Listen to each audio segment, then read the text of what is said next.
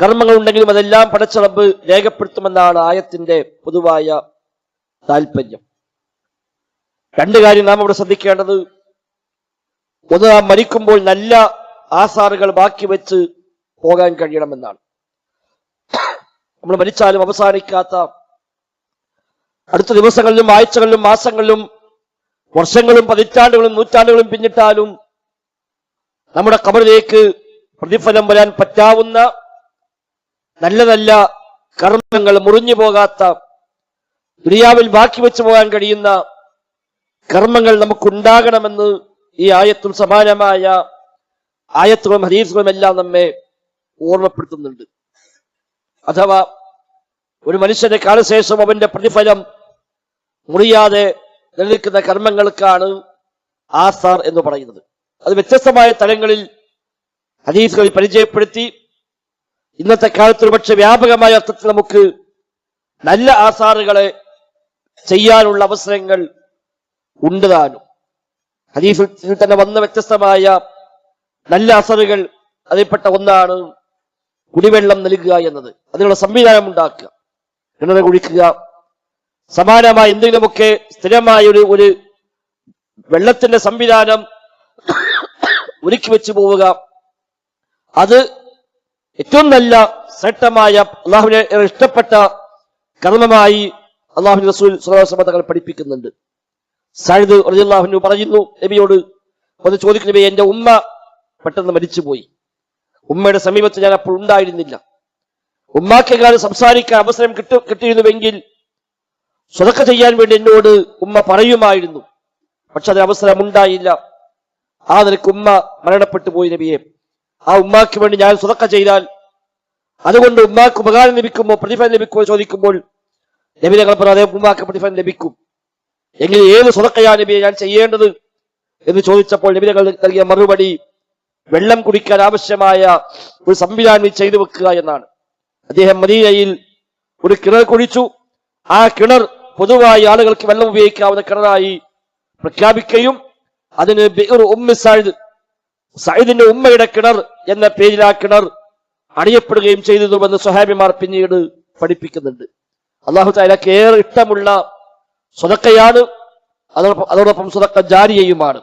എന്നും നിലനിൽക്കുന്ന, ഒരുപക്ഷെ ഖിയാമത്ത് വരെ നീണ്ടുപോകുന്ന തരത്തിൽ പ്രതിഫലം ലഭിക്കാവുന്ന കാര്യമാണ് അത്തരം നല്ല ജല സ്രോതസ്സുകളെ ഉണ്ടാക്കി കൊടുക്കുക എന്നത്. അതുപോലെ മദ്രസകൾ, പള്ളികൾ, മറ്റു ദീനി സംരംഭങ്ങൾ അവ തുടക്കം കുറിക്കുക എന്നതും ജാരിയായ സ്വതക്കയായി, ആസാറായി നമുക്ക് പരിഗണിക്കാൻ കഴിയും.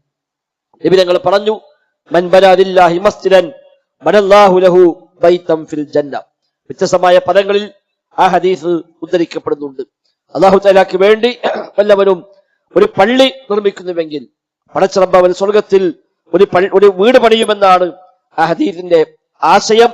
വ്യത്യസ്തമായ വിശദാംശങ്ങളോടുകൂടി ആ ഹദീസ് ഉദ്ധരിക്കപ്പെട്ടിട്ടുണ്ട്. പള്ളികളും സമാനമായി ദീനിയായ സംരംഭങ്ങൾ തുടങ്ങി വെക്കാൻ കഴിഞ്ഞാൽ അത് നല്ല അസറായി എന്നെന്നും ശേഷിക്കുന്ന നല്ലൊരു കർമ്മമായി നമ്മൾ മരിച്ചാലും അവസാനിക്കാതെ പിറ്റേന്നും അടുത്ത കാലങ്ങളിലും നൂറ്റാണ്ടുകൾ പിന്നിട്ടാലും നമ്മിലേക്ക് പ്രതിഫലം വന്നുകൊണ്ടേയിരിക്കുന്ന കർമ്മമായി നമുക്കതിനെ കണക്കാക്കാൻ കഴിയും. മറ്റൊരു ഹദീസ് വന്നതാണ്, ഉപകാരപ്രദമായ അറിവ് ഒരാൾ പ്രചരിപ്പിക്കുക എന്നത്. നബി തങ്ങൾ പറഞ്ഞു, ഒരു മനുഷ്യൻ മരിക്കുമ്പോൾ മൂന്നെണ്ണം ഒഴികെ ബാക്കി എല്ലാ അമലും അതോടുകൂടി മുറിഞ്ഞു പോകുന്നുവെന്നാണ്. അതിൽ പറഞ്ഞ ഒന്ന്, അവൻ പ്രചരിപ്പിച്ച നല്ല ഉപകാരപ്രദമായ അറിവുകൾ, ദീനിയായ കാര്യങ്ങൾ പറഞ്ഞു കൊടുക്കുന്നു, പഠിപ്പിച്ചു കൊടുക്കുന്നു, അത് എഴുതി രേഖപ്പെടുത്തി വെച്ചു പോകുന്നു. ഇങ്ങനെയൊക്കെയുള്ള ഒരു അറിവിനെ പ്രചരിപ്പിക്കാൻ പര്യാപ്തമായ സംവിധാനങ്ങൾ ഒരാൾ ചെയ്തു വെക്കുന്നുവെങ്കിൽ അത് ജാരിയായ ഒരു അമലായി, ജാരിയായ സ്വതക്കയായി കണക്കാക്കാൻ കഴിയും എന്നർത്ഥം. എന്തെങ്കിലും ഒരു പുസ്തകം എഴുതി നമ്മൾ വലിച്ചു പോയാലും ആ പുസ്തകം നന്മയിലേക്ക് പ്രചോദനമേകുന്ന കാര്യമാണ് എങ്കിൽ നമുക്കത് പ്രതിഫലം കിട്ടുമെന്നർത്ഥം. നമുക്ക് എഴുതാൻ കഴിയില്ല. എഴുതപ്പെട്ട പുസ്തകം കോപ്പിയെടുത്ത് ധാരാളം ആളുകൾക്ക് വിതരണം ചെയ്തു. പള്ളികളിൽ, സ്ഥാപനങ്ങളിൽ, വ്യക്തികൾക്കെല്ലാം അത് വിതരണം ചെയ്തു. എത്രയോ കാലങ്ങൾ ഒരുപക്ഷെ അതിന്റെ പ്രയോജനം ഇവിടെ നിലനിൽക്കാൻ അത് കാരണമായേക്കാം. ഒരുപാട് ആളുകൾക്ക് പക്ഷെ ജീവിതത്തിൽ മാറ്റം വരാൻ, നന്മയിലേക്ക് വരാനൊക്കെ അത് നിമിത്തമായേക്കാമെങ്കിൽ അതും ആ നിലക്കുള്ള ഒരു ജാരിയായ കർമ്മമായി പരിഗണിക്കപ്പെടാം. അതുപോലെ മരങ്ങൾ, തൈകൾ വെച്ചുപിടിപ്പിക്കാൻ നബി തങ്ങൾ പ്രത്യേകമായി പ്രോത്സാഹിപ്പിച്ച കാര്യമാണ്. ഒരു മരം ഒരാൾ നട്ടുപിടിപ്പിക്കുന്നുവെങ്കിൽ അതുകൊണ്ട് എന്തെല്ലാം നേട്ടങ്ങൾ ഭാവി ഉണ്ടാകുമോ അതിന് എല്ലാം പ്രതിഫലം ഇവ ലഭിക്കുമെന്നാണ്. പക്ഷികൾ ആ മരത്തിൽ കൂടുകൂട്ടുന്നുവെങ്കിൽ അതിന് പോലും ആ മരം നട്ടവന് പ്രതിഫലമുണ്ട്. അത് കായ്കനികൾ ആരൊക്കെ ഏതൊക്കെ ജീവികൾ ഭക്ഷിക്കുന്നുവോ അതെല്ലാം പ്രതിഫലമുണ്ട് എന്ന് മാത്രമല്ല, അതിന് വല്ലതും മോഷ്ടിക്കപ്പെടുന്നുവെങ്കിൽ അതിന് പോലും ആ മരം പിടിപ്പിച്ചവന് പ്രതിഫലമുണ്ട് എന്ന് ഹദീസ് വ്യക്തമായി തന്നെ പഠിപ്പിക്കപ്പെടുന്നത് കാണാൻ കഴിയും. അതൊക്കെ വലിയ കണക്കില്ലാത്ത പ്രതിഫലമാണ്. കാര്യമായ മുടക്കൊന്നുമില്ല. എവിടെയും ആകാം നട്ടുപിടിപ്പിക്കൽ. അവരാന്റെ പറമ്പിൽ ഒരു മരം നട്ടാലും ശരി, തലമുറകൾ പക്ഷെ ഉപയോഗിക്കുന്ന ഒരു മരമായി മാറിയേക്കാം. അത് ഒരുപാട് ആളുകൾക്ക് അതിൽ നിന്ന് ഗുണം കിട്ടിയേക്കാം. ഭാവിയിൽ പക്ഷെ അതിൽ നിന്ന് വീണ്ടും തൈകളും മറ്റും ഉണ്ടായി അങ്ങനെ ധാരാളം ആളുകൾക്ക് വെയിൽ കൊള്ളാതെ തളർത്തിരിക്കാൻ, പഴങ്ങൾ ഭക്ഷിക്കാൻ, അതിന് തടി കൊണ്ട് ഉപയോഗമെടുക്കാൻ എല്ലാം ഒരു പക്ഷെ തലമുറകൾക്ക് അപ്പുറത്തേക്കും ഉപകാരം കിട്ടിയേക്കാം. അതൊക്കെ ജാരിയായ സ്വതക്കയാണ്, ആസാറായി കണക്കാക്കപ്പെടാവുന്ന കാര്യമാണ്. ഇങ്ങനെയുള്ള എന്തെങ്കിലുമൊക്കെ അസറുകൾ ജീവിതത്തിൽ ഉണ്ടാകണമെന്ന ഒരു നിർബന്ധ ബുദ്ധി നമുക്കുണ്ടാകണമെന്ന് സാന്ദർഭികമായി സൂചിപ്പിക്കാം. നിസ്കാരം നോമ്പും അതേപോലെയുള്ള ഖുർആനും ദിക്റുമൊക്കെ നാം മരിക്കുന്നതോട് അവസാനിച്ചു. ഇന്ന് മരിച്ചാൽ പിന്നെ ഇന്നത്തെ അസറ് നമുക്കില്ല, അത് കഴിഞ്ഞു. ഇതുവരെ നിസ്കരിച്ച എത്രയാണോ അത് കിട്ടും. അവിടെ കൊണ്ട് പുതിയ നിസ്കാരം ഇനിയില്ല. ഈ നാട്ടിനെ കൊണ്ട് നിസ്കരിച്ചിട്ട് നമുക്ക് ഹദിയ ചെയ്താലും അതിന് പ്രതിഫലം തരാമെന്ന് അല്ലാഹു തആല റസൂൽ നമ്മെ പഠിപ്പിച്ചിട്ടുമില്ല. നോമ്പും അതേപോലെ സ്വലാത്തും ദിക്റും ദുആവും ഖുർആനോത്തുകളും എല്ലാം നമ്മൾ ചെയ്താൽ അതിന് പ്രതിഫലമുണ്ട് എന്നല്ലാതെ അത്തരം കർമ്മങ്ങളുടെ പ്രതിഫലങ്ങൾ പിന്നീട് നമുക്ക് ലഭിക്കാനില്ല. ദുആയുടെ നേട്ടം ലഭിക്കുമെന്നല്ലാതെ ഒരാൾ ദുആ ചെയ്തു അല്ലാഹു പുറത്തു കൊടുക്കണമെന്ന് പ്രാർത്ഥിച്ചാൽ ആ പ്രാർത്ഥന സ്വീകരിക്കപ്പെടുന്നുവെങ്കിൽ അത് മഗ്ഫിറത്തായി പൊറുക്കലായി നമുക്ക് കിട്ടും. എന്നാൽ ദുആ ചെയ്തതിന്റെ കൂലി ആ ദുആ ചെയ്തവൻ തന്നെയാണ്. ഖുർആൻ ഹദിയ ചെയ്താൽ അത് മരിച്ചവർക്ക് എത്തുക എന്ന സംവിധാനമില്ല. അല്ലാഹു റസൂൽ പഠിപ്പിച്ചിട്ടില്ല. സ്വഹാബിമാരും അതിന് മാതൃക കാണിച്ചിട്ടുമില്ല. അതുകൊണ്ട് അത്തരം കർമ്മങ്ങളൊക്കെ അവർ ചെയ്തു വെച്ചത് നാം രേഖപ്പെടുത്തും എന്ന് പറഞ്ഞതിലാണ് വരിക. അത് നാം ചെയ്തു വെച്ചത് കിട്ടി. നാം മരിക്കും മുമ്പ് ഏറ്റവും അവസാനമായി അത്തരം കർമ്മങ്ങൾ ഏതാണോ ചെയ്തത് അതോടുകൂടി അവസാനിച്ചു. മരിച്ചാൽ പിന്നെ ഇതങ്ങോട്ട് അത്തരം കർമ്മങ്ങൾ നമ്മുടെ അക്കൗണ്ടിലേക്ക് വരാനില്ല. എന്നാൽ ആസാറഹും എന്ന് പറഞ്ഞാൽ നാം മരിച്ചാലും മരിക്കാത്ത കർമ്മങ്ങളാണ്. നമ്മൾ മരിച്ചുപോയി, നാം തുടങ്ങി വെച്ച കർമ്മങ്ങൾ ബാക്കിയുണ്ട്. ഇവിടെ അതിവിടെ അവശേഷിക്കുന്നുണ്ട്.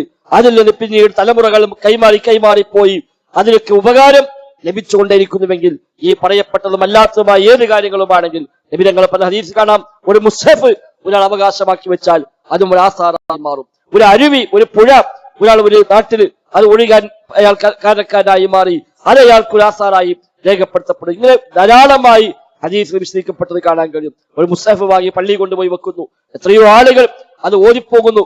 നമ്മൾ മരിച്ചു പോയാലും അത് അവിടെ ഉണ്ടാകും.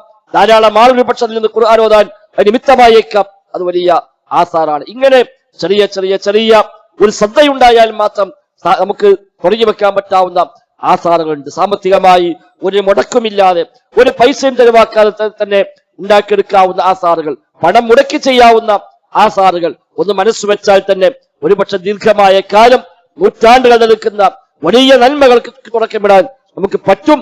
അത്തരം ആസാറുകൾ നമുക്കുണ്ടാകണമെന്നാണ് സൂചിപ്പിക്കാനുള്ളത്. അത് പടച്ചറബ് രേഖപ്പെടുത്തുമെന്ന് അവൻ നമ്മുടെ വാഗ്ദാനമാണ്. അവർ ചെയ്തു വെച്ചതും ശേഷിപ്പുകളെയും എല്ലാം നാം രേഖപ്പെടുത്തും. എല്ലാം വ്യക്തമായ രേഖയിൽ എല്ലാം നാം ക്ലിപ്തപ്പെടുത്തിയിട്ടുണ്ട് എന്നാണ്. ഒന്നും വിട്ടുപോകുന്നില്ല, ഒന്നും അതിൽ നിന്ന് രേഖപ്പെടുത്താതെ പോകുന്നില്ല. ഒരു അന്യായവും ചെയ്യപ്പെടുകയുമില്ല. എന്ന് സൂറത്തുൽ കഹ്ഫിൽ നമ്മളൊക്കെ പാരായണം ചെയ്യുന്ന വചനമാണല്ലോ. ചെയ്തു വെച്ചതെല്ലാം അവിടെ സന്നിഹിതമായി ലഭിക്കും, ഒന്നും വിട്ടുപോകുകയില്ല. ആ നിലക്ക് റബ്ബ് രേഖപ്പെടുത്തുകയും നമുക്ക് പ്രതിഫലം നൽകുകയും ചെയ്യും. അത്തരം ശേഷിപ്പുകൾ ജീവിതത്തിൽ ഉണ്ടാക്കിയെടുക്കാൻ ഒരു മനസ്സ് വെക്കണമെന്ന് സാന്ദർഭികമായി സൂചിപ്പിക്കുന്നു.